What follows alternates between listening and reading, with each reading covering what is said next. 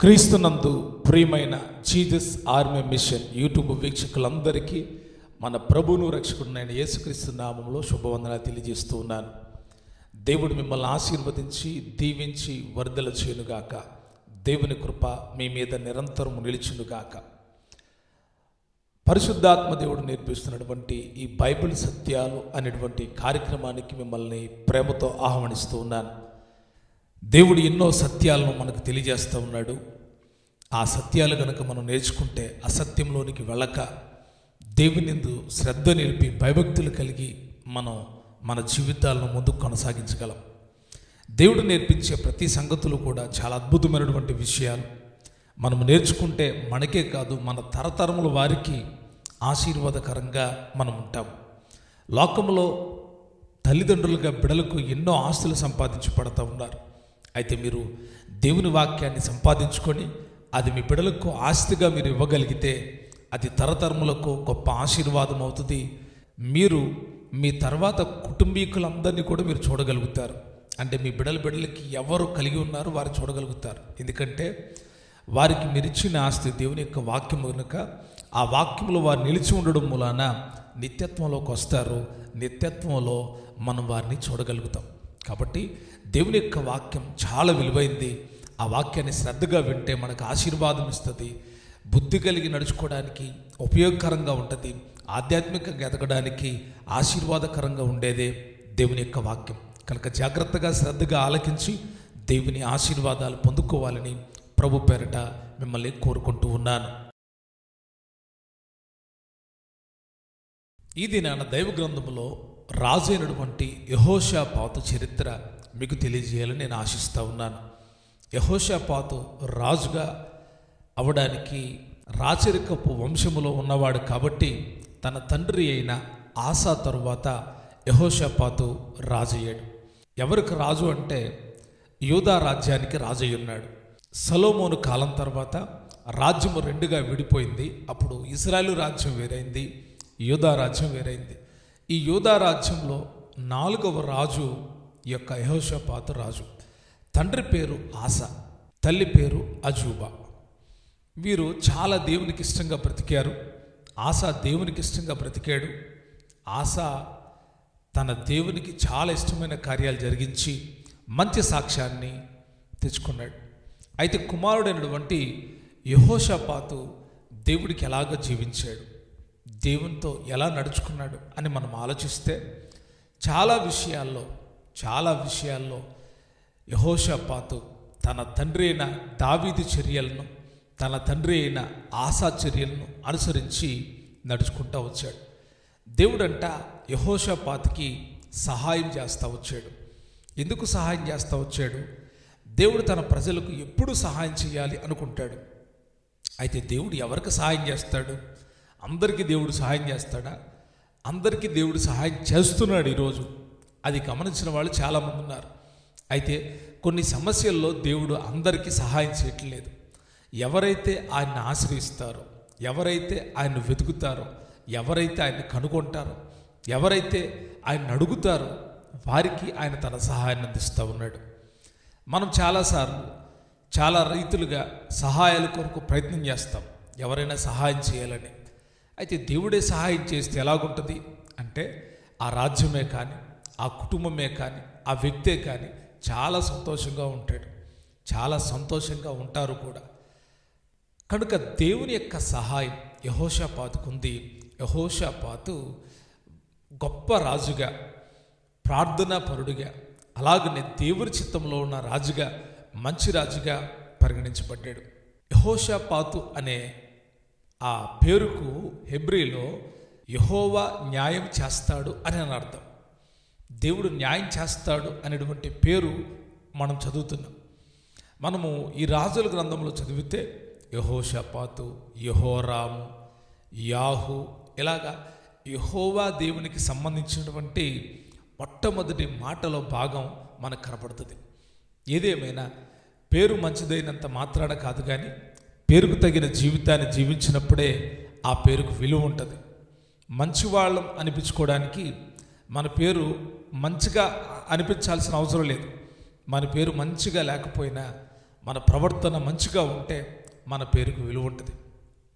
ఒక ఆయన పేరు పెంటయ్య. పేరు చదివితే పెంటయ్య, కానీ అతని గుణం చూస్తే అతడు అందరికీ సహాయం చేస్తున్నాడు, అతడు అందరికీ మేలు చేస్తున్నాడు, అతడు అందరి ఎడల కనికరం గలవాడే ఉంటున్నాడు. ఎవరికి కీడు చేయట్లేదు, ఎవరికైనా మేలు చేయడానికి ఇష్టపడుతున్నాడు. మరి ఇతను ఏమందాం? పెంటయ్య అనే పేరు ఒకవేళ ఘనహీనంగా కనబడవచ్చు, కానీ అతడి పేరులో ఘనహీనత ఉందే, కానీ అతడి చర్యల్లో అతడి కార్యాల్లో ఏవి కూడా ఘనహీనమైన లేవు. అన్నీ మంచి కార్యాలే, అన్నీ మంచి కార్యాలే. కాబట్టి పేరులో పెద్ద విశేషత ఏం లేదు. చాలామంది బాప్టిజాలు పొందిన తర్వాత పేర్లు మార్చుకుంటారు. అది వాళ్ళ ఇష్టానికి వదిలేస్తున్నా. నేను ఎక్కువగా అలా రికమెండ్ చేయను. ఏ పేరున్నా పర్వాలేదు. ఇది హిందూ పేరా, ఇది క్రైస్తవ పేరా, అక్కడ పరలోకములో ఇది హిందూ పేరు కాబట్టి దీన్ని ఆయన పిలవడు అనని మనం ఆలోచించాల్సిన విషయం లేదు.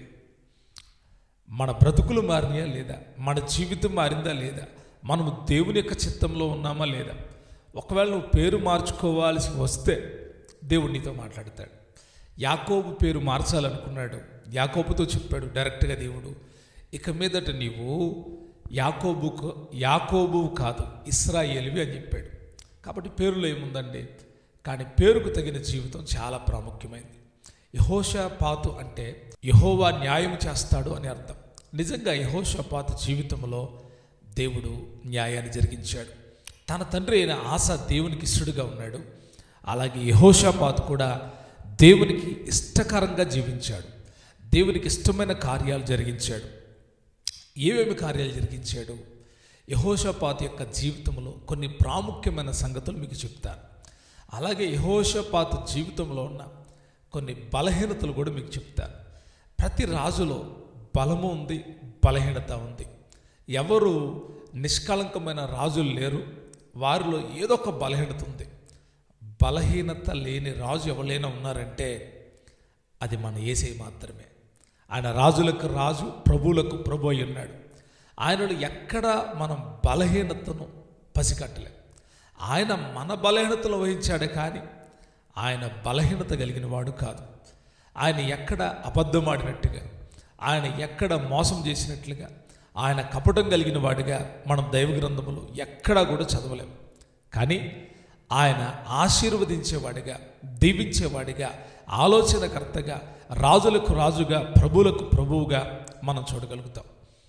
కాబట్టి యెహోషాపాతు యొక్క రాజు జీవితంలో దేవుడు చాలా కార్యాలు జరిగించాడు. కొన్ని బలహీనతలు కూడా ఉన్నాయి. వాటి విషయాలు కూడా మనం ధ్యానిద్దాం. ఎందుకంటే బలము మనల్ని పురుకొల్పితే బలహీనత మనల్ని సరిచేస్తుంది. బలం కలిగిన విషయాలు మనల్ని ధైర్యపరుస్తాయి. ఇదిగో యెహోషాపాతు ఇలాగ ప్రార్థించాడు, యెహోషాపాతు ఇలాగున్నాడు అంటే మన జీవితాలు కూడా అలాగ పురికొల్పుకోవడానికి ఈ చరిత్ర ఉపయోగపడుతుంది. మరి బలహీనత ఎందుకండి అంటే, బలహీనత తప్పకుండా తెలుసుకోవాలి. మనం మనుషులం కాబట్టి చాలా సందర్భాల్లో తెలియకుండా బలహీనలైన వాళ్ళు కొద్దిమంది, తెలిసి బలహీనలయ్యే వాళ్ళు కొద్దిమంది. పరీక్షించుకుంటే మన బలహీనతల నుంచి మనం విడుదల పొందుతాం.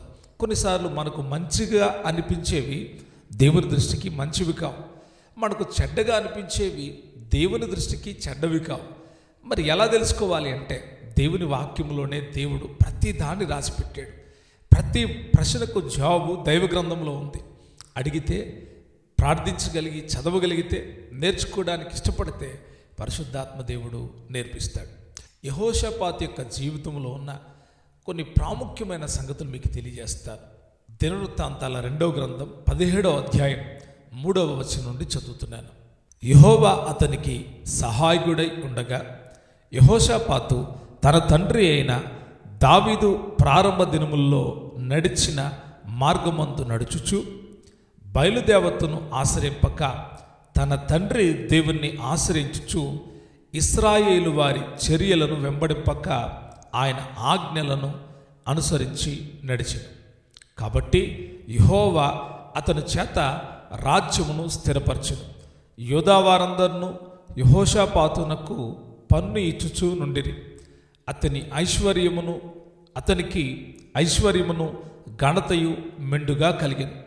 యెహోవా మార్గముల యందు నడుచుకుంటకు అతడు తన మనసును దృఢపరుచుకున్నవాడే ఉన్నత స్థలములను దేవతా స్తంభములను యోధాల నుండి తీసివేసెను.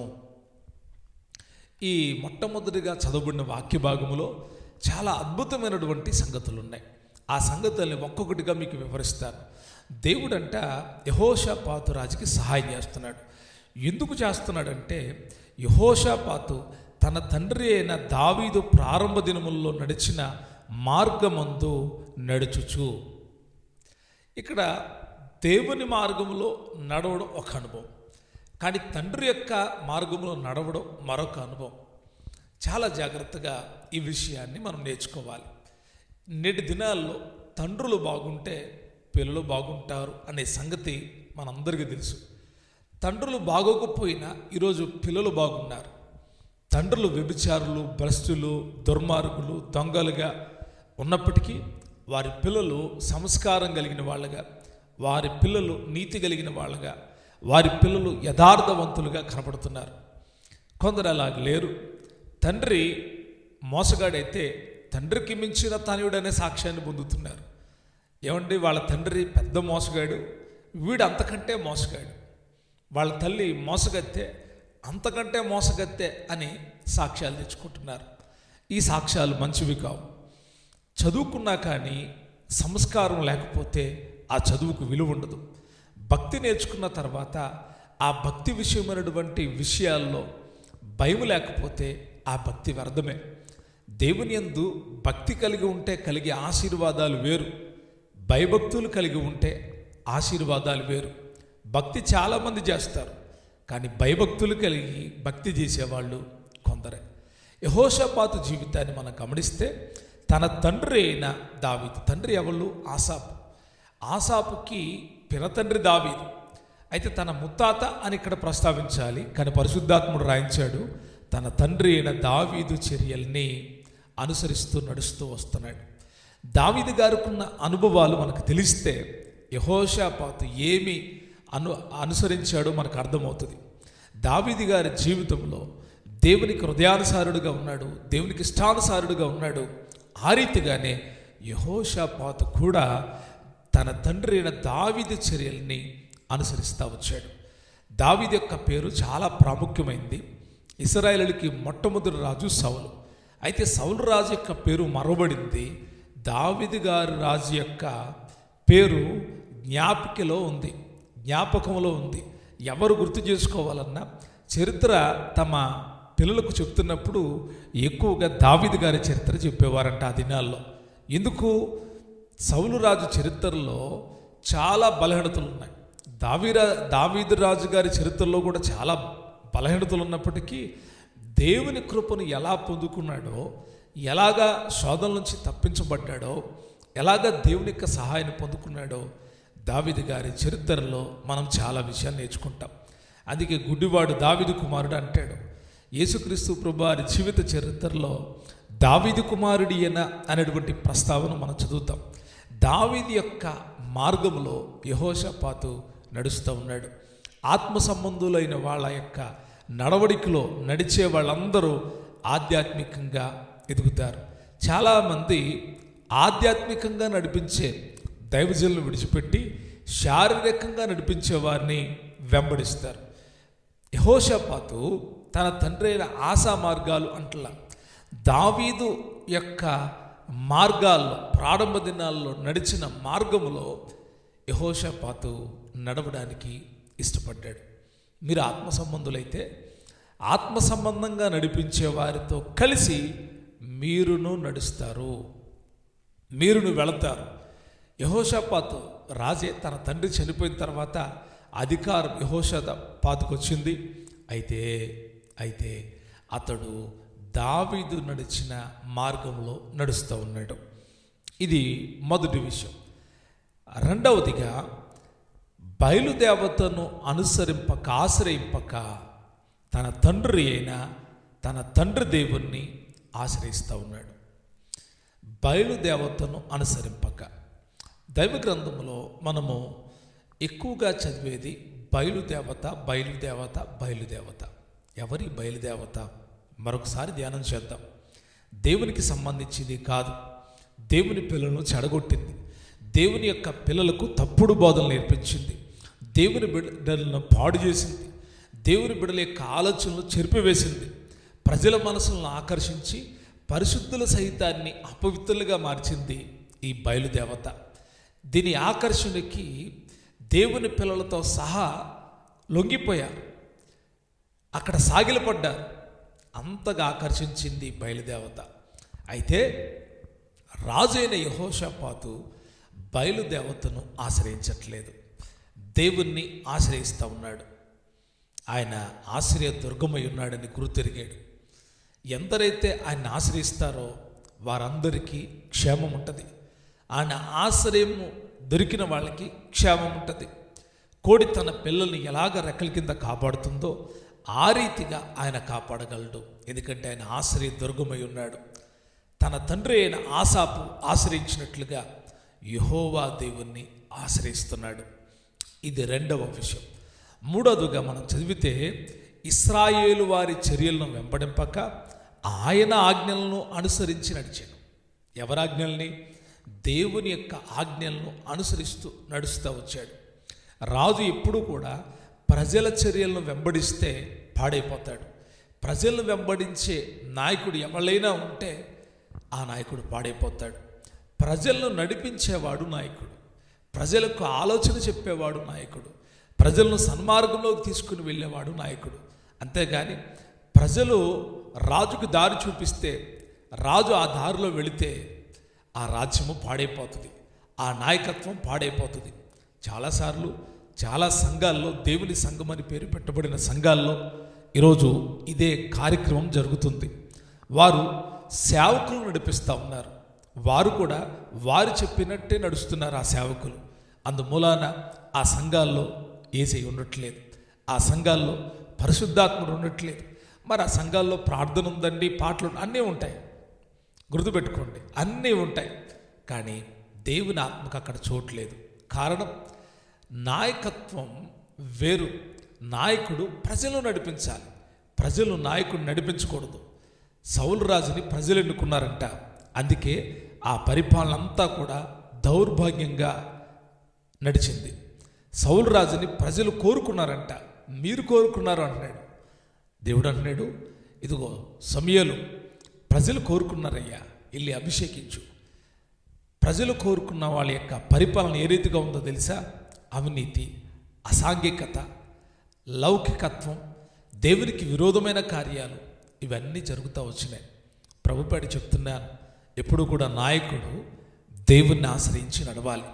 ఎప్పుడైతే నాయకుడు దేవుణ్ణి ఆశ్రయించి నడుస్తాడో అతడు ప్రజలు నడిపించగలుగుతాడు. అంత మాత్రమే కాదు, యెహోవా మార్గముల యందు నడుచుకున్నటకు అతడు తన మనస్సును దృఢపరుచుకున్నవాడై, దేవుని మార్గాల్లో నడవడానికి తన మనసును స్థిరపరుచుకున్నాడంట. అందుకే దేవుడు అతనికి సహాయం చేస్తున్నాడు. అంత మాత్రమే కాదు, యూదావారందరూ యెహోషాపాతుకు పన్నిస్తూ వచ్చారు. ఐశ్వర్యమును ఘనతయు మెండుగా కలిగింది. కారణం దేవుణ్ణి ఆశ్రయించాడు, దేవుని యొక్క అడుగుజాడల్లో నడిచాడు, దేవుని యొక్క చిత్తాన్ని జరిగిస్తూ వచ్చాడు. ఇదేనా తన జీవితంలో ఆశీర్వాదానికి కారణం అంటే? కాదు, మరొక కారణాలు కూడా కొన్ని ఉన్నాయి, చెప్తున్నాను, గమనించండి. అతడు ఏలుబడిలో 3వ సంవత్సరంలో లేవీల్ని, యాజకులను పిలిచాడు.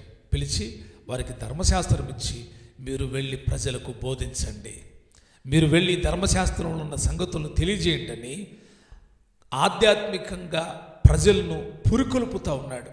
ఆధ్యాత్మికంగా ప్రజలను ప్రేరేపిస్తూ ఉన్నాడు. దేవునిలో నిలబడడానికి, ప్రజల్ని దేవుని తట్టు తిప్పడానికి ప్రయత్నిస్తూ ఉన్నాడు. ఏ నాయకుడైతే ప్రజలను దేవుడి తట్టు తిప్పుతాడో ఆ నాయకుడికి ఆశీర్వాదం కలుగుతుంది. ఏ నాయకుడైతే దేవుణ్ణి ఆశ్రయిస్తాడో ఆ నాయకుడిని బట్టి ప్రజలకు దీవెన కలుగుతుంది. ఇక్కడ మనం గమనించినప్పుడు ప్రజల్లో దేవుని భయం కలగాలి. ఎలాగా రాజుగా అతడు భయపెట్టకూడదు. ఆ పని ఎవరిదో రాజుకు తెలుసు, అది యాజకుల పనని, అది లేవీయుల యొక్క పనని గమనించి రాజు వెళ్ళి లేవీయులను పిలిచి వారికి ఆ పనిని అప్పగించాడు. అందుమూలాన వారందరూ వెళ్ళి ఆ యొక్క ధర్మశాస్త్రాన్ని చేతపట్టుకొని యోధా దేశం చుట్టూను దేశముల రాజ్యములన్నిటిని కెళ్ళి బోధిస్తే చుట్టుపక్కల వాళ్ళందరికీ భయం కలిగిందంట. ఎందుకని భయం కలిగింది రాజు అంటే అతడు దేవుని వాక్యాన్ని ప్రకటించడం మొదలుపెట్టాడు. సైన్యాన్ని కట్టుదిట్టం చేశాడు. బాహ్య సంబంధంగా సైన్యాన్ని కట్టుదిట్టం చేయడం, అందరినీ సమకూర్చడం అవన్నీ మామూలు విషయాలే. సర్వసాధారణంగా రాజరికంలో ఉన్న ఎవరైనా చేస్తారు. కానీ దేవుని ఆశ్రయించి దేవుని మీద ఆధారపడి దేవుని చిత్తాన్ని జరిగించడానికి ఇష్టపడి ఈ యొక్క రాజు తీసుకున్న నిర్ణయం చాలా విశేషమైన నిర్ణయం. ప్రజలందరికీ ధర్మశాస్త్రం తెలియాలి అని ఆ ప్రజలందరికీ తెలియజేసినప్పుడు భయం కలిగిందంట. ఒక అద్భుతమైన విషయం ఏంటంటే ఫిలిష్తీయులు కొందరు యెహోషాపాతునకు పన్నును కానుకలను ఇచ్చుచు వచ్చిరి. అద్భుతమైన విషయం. ఇశ్రాయేలుకు బద్ధ శత్రువులు ఫిలిష్తీయులు. కానీ యెహోషాపాతు యొక్క రాచరికంలో ఫిలిష్తీయుల్లో కొందరు చెంట పన్నును ప్లస్ కానుకలు, పన్ను కడతా ఉన్నారు, కానుకలు ఇస్తూ ఉన్నారు. అంతగా దేవుడు దీవించారంటే అండి, ఎవరైతే దేవుని వాక్యం పట్ల శ్రద్ధ కలిగి ఉంటారో, దేవుని స్వార్థ పట్ల భారం కలిగి ఉంటారో వారిని దేవుడు తప్పకుండా ఆశీర్వదిస్తాడు. ఆ రోజుల్లో ఆ రాజు దేవుని వాక్యాన్ని గురించి, ధర్మశాస్త్రాన్ని గురించి చేసిన ఆలోచన తన రాజ్యానికి ఆశీర్వాదాన్ని కలిగిస్తే తన చుట్టూతో ఉన్న శత్రువుల గుండెల్లో భయాన్ని కలిగించింది. ఈరోజు కూడా చెప్తున్నాను నేను, దేవుని వాక్యాన్ని ప్రకటించడం మీకు అనుగ్రహించబడిందా? తప్పకుండా ప్రకటించండి. సువార్త ప్రకటించడానికి దేవుడు మీకు నోరిచ్చాడా? మీరు సువార్తను ప్రకటించండి. మీరు ప్రకటిస్తూ ఉంటే మీ భక్తి మూలాన మీ శత్రువులకు భయం కలుగుతుంది. మీ ప్రకటనలో దేవుని శక్తి ఉంటుంది, దేవుని కార్యాలు చూడగలుగుతారు. యెహోషాపాతు లేవీల పట్ల శ్రద్ధ వహించాడు. ఏ రాజు అయితే నాయకత్వంలో ఉన్న రాజు యాజకుల పట్ల, లేవీల పట్ల దేవుని సేవకులను ముందు పెట్టుకుంటాడో ఆ రాజు యొక్క సింహాసనం నిలుస్తుంది. ఆ రాజు యొక్క రాజ్యము సమాధానంతో ఉంటుంది. ఆ రాజు యొక్క రాజ్యము స్థిరపరచబడుతుంది. కాబట్టి గమనించాలి, యెహోషాపాతు యొక్క రాజ్యము స్థిరపరుస్తూ ఉన్నాడు దేవుడు. అంత మాత్రమే కాదు, 12వ వచనంలో యెహోషాపాతు అంతకంతకు గొప్పవాడై యోధా దేశమునందు కోటలను, సామాగ్రి నిలువ చేయి పట్టణములను కట్టించెను. అంతకంతకు వరిదిల్లాడంట. ఎందుకు కారణం ఏంటంటే దేవుని ఆశ్రయించాడు. దేవుని మార్గంలో నడుచుకోవడానికి తన మనసును నిశ్చయించుకున్నాడు. ఏది ఏమైనా నేను దేవుని చిత్తాన్ని చేస్తాను అని బయలుదేవతను అనుసరింపక ఇశ్రాయేలు దేవుణ్ణి అనుసరిస్తూ వచ్చాడు. ప్రజల యొక్క ఆలోచనలు కాక పరిశుద్ధుడైన దేవుని ఆలోచనల్ని కోరుకున్నాడు యెహోషాపాతు. అందుకే అంతకంతకు వర్ధిల్లాడు. ప్రియ దేవుని బిడ్డలారా, దేవుని బిడలమైన మనం ఈ యెహోషాపాతు చరిత్ర ద్వారా మనం తెలుసుకోవాల్సిన విషయాలు, మనము ఈ లోక సంబంధంగా ప్రవర్తించకూడదు. అవకాశాలు ఉంటాయి, రాజు కదా ఏదైనా చేయొచ్చు. కానీ తన తండ్రి జీవితాన్ని గుర్తు తెచ్చుకున్నాడు. తండ్రి దేవుడికి ఎంత ఇష్టంగా బ్రతికాడో అంత ఇష్టంగా బ్రతకడానికి యెహోషాపాతు ఇష్టపడ్డాడు. అంత మాత్రమే కాదు దేవుణ్ణి విడిచిపెట్టట్లేదు. దేవుని సేవ చేయడానికి యాజకులను, లేవీయులను పురికొల్పుతున్నాడు. ఒకానొక సమయంలో శత్రువులు చుట్టుముడితే ఏమని ప్రార్థన చేస్తున్నాడో తెలుసా? మా దిక్కు నీవేనయ్యా అని ప్రార్థన చేస్తున్నాడు. మా దిక్కు నీవే అని ప్రార్థన చేస్తున్నాడు. ప్రజలను స్తుతి చేయడానికి, ఉపవాసం ఉండి ప్రార్థన చేయడానికి ప్రేరేపిస్తున్నాడు. ప్రజల్ని స్వబలాన్ని ఉపయోగించమని కాదు, కానీ మనమందరం దేవుని తట్టు తిరుగుదాం. మనకు యుద్ధంలో జయమించేది దేవుడేనని, మన యుద్ధంలో మనకు సహాయం చేసేది దేవుడేనని దేవునిపై ఆధారపడ్డాడు యెహోషువ. అందుకే మంచి రాజుల్లో ఒక రాజుగా పేరుగాంచాడు. అయితే అతడిలో ఉన్న ఒక బలహీనతను మీకు చెప్తాను. ఏంటి ఆ బలహీనత అంటే, అతడు దేవుడికి విరోధమైన కార్యాలు చేస్తున్నటువంటి ఆహాబుతో వియ్యముందాడు. ఆహాబుతో సహవాసం చేశాడు. అన్యులతో సహవాసం చేయడం మొదలుపెట్టాడు. గుర్తుపెట్టుకోండి, ఆధ్యాత్మిక జీవితపు పతనం మనం ఆత్మీయులమైతే ఆత్మీయులతో సహవాసాన్ని కలిగి ఉండాలి. దేవునికి వ్యతిరేకంగా ఉన్న వారితో అక్రమముగా నడుచుకునే వాళ్లకు మనము దూరంగా ఉండాలి. వాళ్ళతో మనం సహవాసం చేస్తే మనకు రావలసినటువంటి ఆశీర్వాదాలు మనం పోగొట్టుకుంటాం. అయితే తదుపరి దైవజనుడు హెచ్చరించినప్పుడు సరిచేసుకున్నాడు. మరలా తప్పిపోయాడు, మరలా ప్రయత్నించాడు, మరలా దేవుని సహాయాన్ని అడిగాడు. తప్పిపోవడం సహజంగా జరిగేటువంటి కార్యమే. తిరిగి దేవుని సహాయాన్ని అడగడం గొప్ప విషయం. యెహోషాపాతు రాజు జీవితంలో తప్పిపోయినా తిరిగి సరిచేసుకోవడానికి ఇష్టపడ్డాడు. మార్గము సరళి వెళ్ళినా తిరిగి దేవుని మార్గంలోకి వచ్చాడు. మరి మన ఆధ్యాత్మిక జీవితాలు ఎలాగున్నాయి? తప్పిపోయి అదే మార్గంలో వెళ్ళిపోతున్నావా? లేక సరిచేసుకొని ఆ సహవాసాన్ని విడిచిపెట్టి ఆత్మ సంబంధాలతో సహవాసం చేస్తున్నావా? దేవుని సేవకుడు హెచ్చరించినప్పుడు ఎందరు సరిచేసుకుంటారో వారికి దీవెన కలుగుతుంది. కొందరికి హెచ్చరికలు సూదుల్లాగా ఉంటాయి, కొందరికి హెచ్చరికలు కారంలాగా ఉంటుంది. అయితే వాళ్ళు సరిచేసుకోరు, అసహించుకుంటారు. గద్దింపును అసహించుకునేవాడు పశుప్రాయుడు అని రాయబడి ఉంది. కాబట్టి గద్దింపును లక్ష్య పెట్టేవాడు దీవెన పొందుతాడు. నన్ను పెద్దలు గద్దించుట నాకు తైలాభిషేకం అని అంటాడు భక్తుడు. నిజమే, గద్దింపు మనకు దొరికితే మన జీవితాలు సరిచేయబడతాయి. యెహోషాపాతు సరిచేయబడ్డాడు. పడిపోవడం విషయం కాదు, తిరిగి నిలబడడం. తప్పిపోవడం విషయం కాదు, తిరిగి సరైన త్రోవకు రావడం ఆధ్యాత్మిక జీవితంలో ముఖ్యమైనటువంటి విషయం. సాతానుడు ఎటో కట్టు నుండి తీసుకెళ్తాడు, చేయకూడని సహవాసాలు చేపిస్తాడు, తినకూడని వాటిని తినిపిస్తాడు, వెళ్ళకూడని చోటికి నిన్ను వాడే తీసుకొని వెళ్తాడు. ఇవన్నీ జరుగుతూ ఉంటాయి. అయితే దేవుడు హెచ్చరిస్తాడు, మారు మనసు పొందితే, మార్పు చెందితే ప్రభు కృప దొరుకుతుంది. బలహీనత విషయాలు మనం ధ్యానం చేసినప్పుడు బలహీనుడైన దైవజనుడు హెచ్చరించినప్పుడు తిరిగి సరిచేసుకున్నాడు. వీడవుండని హెచ్చరించడానికి అనుకోలే. హెచ్చరిక చిన్నవాడు చేశాడా పెద్దవాడు చేశాడా కాదు, అతడు దేవుని ఆత్మ కలిగి చేసినప్పుడు తప్పకుండా ప్రజలు లోబడాలి. లోబడితే దీవెన కలుగుతుంది. తిరుగుబాటు చేస్తే, హెచ్చరికకు తిరుగుబాటు చేసిన, హెచ్చరికకు వేరొక త్రావును ఎన్నుకున్న దానివల్ల నాశనమే కలుగుతుంది. కాబట్టి గమనించండి, ఆధ్యాత్మిక జీవితంలో ఈ రాజుల చరిత్ర మన విశ్వాస జీవితాన్ని పురుకొల్పడానికి, మన ఆధ్యాత్మిక జీవితంలో దేవునితో సహవాసం చేయడానికి మనం ఎలాగ నడుచుకోవాలో ఈ విషయాలు తెలియజేస్తూ ఉంటాయి. వారు రాజులే, దేవుని సహాయాన్ని అందిస్తే మనమంతటి వాళ్ళం. యుద్ధ సమయంలో మా దిక్కు నీవే అని ప్రార్థన చేస్తూ ఉన్నాడు. సైన్యం ఉంది, దేవుని సహాయం కూడా ఉంది, దేవుడు చేయగలడు. అయితే తప్పును సరి చేసుకొని ఉపవాసం ఉండి ప్రార్థన చేస్తూ ఉన్నాడు యెహోషాపాతు. దేవుని సేవకులు పురుగొల్పుతున్నాడు. ఈరోజు నీ యొక్క ఆధ్యాత్మిక జీవితంలో ఎలాగున్నావు గమనించండి. కడవరి దినాల్లో సాతానుడు చాలా విజృంభణ చేస్తున్నాడు, ఆత్మ సంబంధుల్ని చెడగొడుతున్నాడు, ఆత్మీయులు పాడైపోతున్నారు. ఆధ్యాత్మిక జీవితంలో బలపడాల్సినటువంటి వాళ్ళు మొదట ఆధ్యాత్మికంగా ప్రారంభించి శరీర సంబంధులతో సహవాసం చేసి శరీర సంబంధులుగా మార్పు చెంది శరీరానుసారమైన భక్తి చేస్తూ ఉన్నారు. దేవుడికి కావలసిన భక్తి చేయట్లేదు, మనుషులు మెచ్చుకోదగిన భక్తి చేసి దేవుడి దృష్టికి అపకీర్తి తెచ్చి చాలా ధైర్యంగా బ్రతుకుతున్నారు. ఒకటి మాత్రం నిజం చెప్తున్నాను, ఈరోజు మీరు చేస్తున్న దేవుడికి వ్యతిరేకమైన కార్యాలకు ప్రతిఫలం నేడు రాకపోవచ్చు, కానీ ఒకానొక దినాన తప్పకుండా కలుగుతుంది. ఆ దినాన చాలా బాధపడతారు. ఈ వాక్యం వింటున్న ప్రియ దేవుని బిడ్డలారా, ఒక్కసారి మీరు గమనించండి. ఆధ్యాత్మిక జీవితంలో మీరు ఎవరిని ఆశ్రయిస్తూ ఉన్నారు? ఎవరు ఆలోచన చొప్పున వెళ్తున్నారు? ఎవరి మార్గాల్లో మీరు వెళుతున్నారు? ఎవరిని వేడుకుంటున్నారు? ఎవరికి మొరపెడుతున్నారు? ఎవరిని పురుకొల్పుతున్నారు? యెహోషాపాతు దేవుని ఆశ్రయించాడు.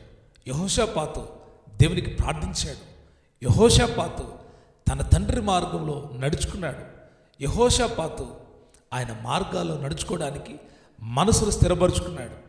ఏది ఏమైనా బయలుదేవత మార్గంలో నేను వెళ్ళను, ఇశ్రాయేలుడు చూస్తున్న ఆ చెడ్డ కార్యపు మార్గంలో నేను వెళ్ళను, నా దేవుని మార్గంలోకి వెళతాను అని మనసులో నిశ్చయిత కలిగిన వాడే మనసును స్థిరపరుచుకున్నాడు.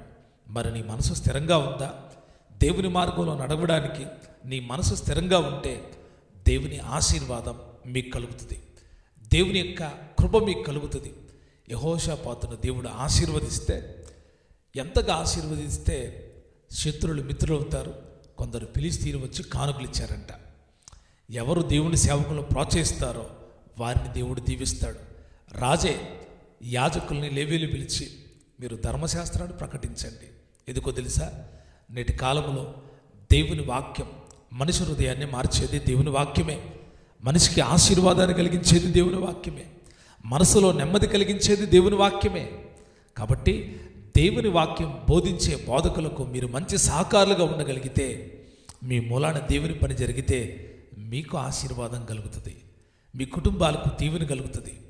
దేవుని పనిలో నమ్మకంగా ఉండండి, దేవుడు మిమ్మల్ని దీవిస్తాడు.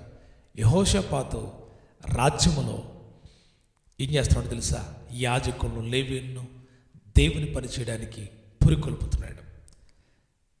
అన్యులతో సహవాసం చేసిన ఆలోచన జ్ఞానం లేకుండా సహవాసం చేశాడు, సంబంధాన్ని పెట్టుకున్నాడు. అయితే దేవుడు హెచ్చరించినప్పుడు సరి చేసుకున్నాడు. దేవుడు కోరుకునేది ఇదేనండి. ఎవరిని సరి చేసుకుంటారో వాళ్ళకి దేవుడు తన సహవాసాన్ని ఇస్తాడు. ఎవరు సరి చేసుకుంటారో వాళ్ళని దేవుడు ఆశీర్వదిస్తాడు. ఎవరు సరి చేసుకుంటారో వారి హృదయాల్లో ఆయన నివాసం చేస్తాడు. ఎవరు సరి చేసుకుంటారో వారిని దేవుడు వాడుకోవడం మొదలు పెడతాడు. మీరు సరి చేసుకుంటే మీ ఆధ్యాత్మిక జీవితాలను ఆయన బలపరుస్తాడు, మిమ్మల్ని నడిపిస్తాడు, మిమ్మల్ని పోషిస్తాడు, మిమ్మల్ని బ్రతికిస్తాడు. మీకు వాగ్దానం ఇచ్చి మిమ్మల్ని కడవరకు ఆయన నడిపిస్తాడు. ఎప్పుడు మీరు సరి చేసుకుంటే ఆధ్యాత్మిక జీవితాలను సరి చేసుకోవాలి, పురికొల్పుకుని మరలా ఆయన మార్గంలో నడుచుకోవాలి. యెహోషాపాతు అలాగ చేశాడు. అతని రాజ్యాన్ని దేవుడు స్థిరపరిచాడు. ప్రియ దేవుని బిడ్డలారా, ఈ యెహోషాపాతు రాజు జీవిత చరిత్ర మీకు చాలా క్లుప్తంగా చెప్పాను. అద్భుతమైన విషయాలను కూడా చాలా క్షుణ్ణంగా మీకు అర్థమయ్యే రీతిలో చెప్పాను అనుకుంటున్నాను. తప్పకుండా ఈ వాక్య భాగాలు మీ హృదయాలను తాకును కాక, పరిశుద్ధాత్మ దేవుడు మీ హృదయాల్లో కార్యం జరిగించును కాక. ఈ వాక్య భాగాలు మీరు విన్న తర్వాత తప్పకుండా ఇతరులకు షేర్ చేయండి. ఈ పరిచర్ను ప్రోత్సహించండి. ఈ పరిచర్య ద్వారా కొందరి ఆత్మలైన బలపడి దేవుని యొక్క పనిలో ముందుకు కొనసాగాలని కోరుకుంటూ ఉన్నాను. దేవుని చిత్తం మీలో జరిగించి దేవుడు మిమ్మల్ని అందరినీ బలపరిచి ధైర్యపరిచి నడిపించును కాక. ఒకవేళ మీరు బలహీనతలో పడిపోయారా, తిరిగి సరి చేసుకోండి. అవకాశం ఇచ్చినప్పుడు తిరిగి సరి చేసుకుంటే ఆధ్యాత్మిక జీవితంలో ముందుకు వెళతారు. సరి చేసుకోకుండా ముందుకు వెళ్ళారు అనుకోండి, సరి చేయబడవలసిన దినం రాకమునిపై ప్రభు రాకడొస్తే మీరు ఇక్కడే విడిచిపెట్టబడతారు. ఎప్పుడైనా దేవుడి సేవకుడు హెచ్చరించాడా? లోబడి అయ్యా నిజమే ప్రభువా, నేను ఇలాగా చేయడం మంచిది కాదు అని పరిశోధించుకొని కనుక సరి చేసుకుంటే ఆయన వాడుకుంటాడు, ఆయన నడిపిస్తాడు. కాబట్టి ఈ వాక్య భాగాల ద్వారా దేవుడు మీ హృదయాలను బలపరచునుగాక, మిమ్మల్ని తన నిత్యరాజ్యమునకు సిద్ధపరచునుగాక. Thank you. God bless you. దేవుడు మిమ్మల్ని దీవించునుగాక.